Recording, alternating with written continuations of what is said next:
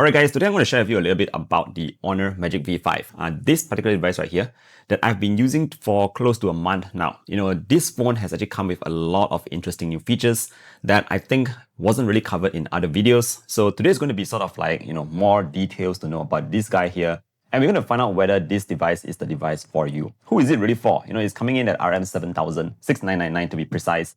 Here in Malaysia, it's got a lot of things that you can do, multitasking like crazy, 3 screens, side by side. I'm going to show you that.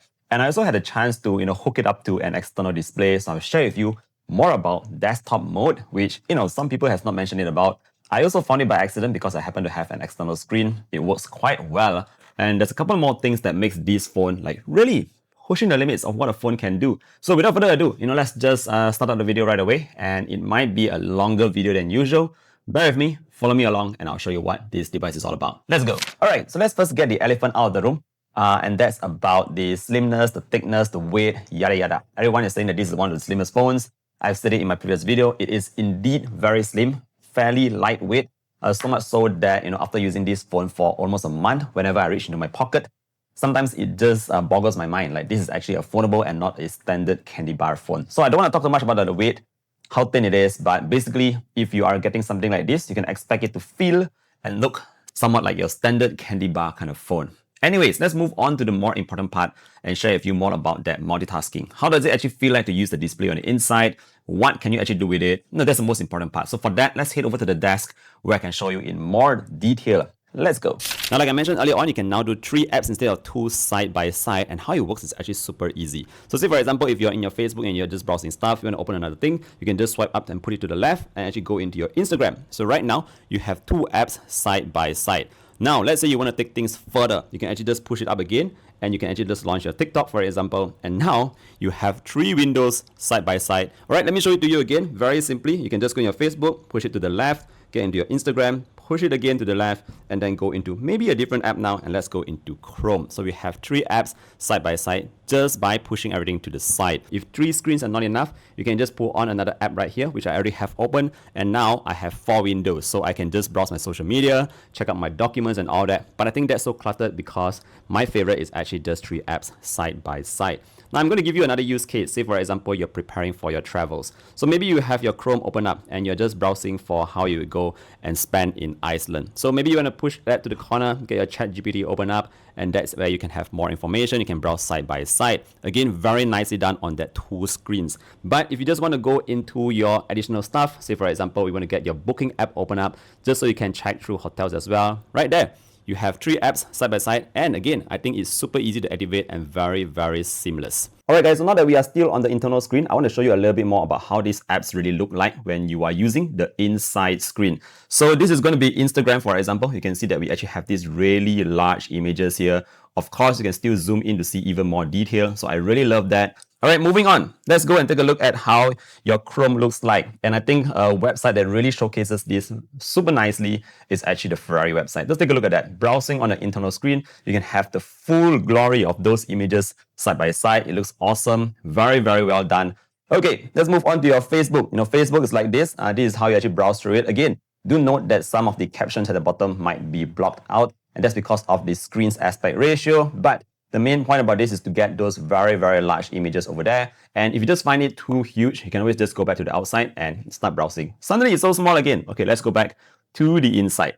Now, if you are a content creator, you might want to know how the CapCut really works. So for that, I actually got my CapCut already in here. There you go. These are my 4K 60 FPS editing directly in CapCut. With such a huge screen, you can have all the shortcuts in view at the bottom here. And again, that's something that you don't really see if you're using a smaller screen like this. Look at that. Now, moving on, what else do we have here? I want to show you about those productivity apps.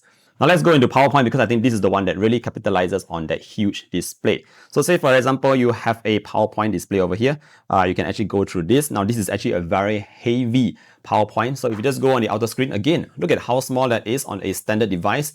But when you're inside, look at that beautiful slideshow, guys. So this is an example of you maybe using your presentation to show off to your clients. You have your slides all in there, and this is how it's going to look. Very, very impressive because it's so much better than that of the outside screen. Okay, so this is another demo of, say, for example, if you have a mouse and a keyboard. Now, this is how it works. Obviously, you can just see this little tiny little ball over there, the dot, and it's actually very responsive. You can just click through your slides. And of course, if you happen to want to, edit this kind of stuff, you can just use a keyboard, testing out the Honor Magic V5. So say, for example, if you're on the go and you're more used to a desktop kind of setup, you can always bring along a small keyboard like this, your Bluetooth mouse, and you can actually connect it directly to the phone, the Magic V5, and do your work on the go. So what's really cool is if you have an external display, you can actually connect it from Type-C to Type-C directly to the Magic V5, and you can actually have a desktop mode. And again, over there, you can have a much productive session just by using the entire setup. Now, furthermore, it's also worth mentioning that Honor has worked with Google Gemini to actually have it integrated really well. So see that? I just swipe up from the bottom like this, and there you go. You can actually start a share screen with Live, or you can just ask anything that's on your screens. Now, I'm not going to go through what Gemini can do because, you can basically go and find out more details about that on your own, but it really helps out if you just want to ask questions on your screen or whatever it is. Alright guys, so now that I've shown you a couple of demos on how the Magic V5 really enhances your productivity, not just with those three side-by-side screens, with your desktop mode, combine it with a mouse and a Bluetooth keyboard, you can see that, the phone itself is really pushing the limits of what a phone can actually do. And this is all thanks to the power of the Snapdragon 8 Elite chipset. So that's again a very strong chipset, very powerful and good enough to actually power you through the entire process of just multitasking, your productivity, your gaming, your editing of your CapCut videos and all that. Everything is going to run very smoothly on the Magic V5. Now, it's also worth mentioning that there's also this brand new cross iOS integration where all you need to do is actually install the Honor Connect app on an iPhone, iOS device, and you can actually have sort of like an airdrop kind of experience between the phone itself and an iPhone, just in case you have friends who are still using iPhone. Now let's move on to a couple of more stuff that's more interesting here, and let's talk a bit about the cameras at the back. Now, typically on other foldables, we don't really get a decent camera, and some of you are saying, the sensor at the back of this Magic V5 is very large, and obviously that's the case because we have an actual periscope telephoto lens at the back. Now, this is a camera that I've brought with me to my travels, like I said in my previous video. And personally, I think the Magic V5 has one of the best cameras any foldable has to date.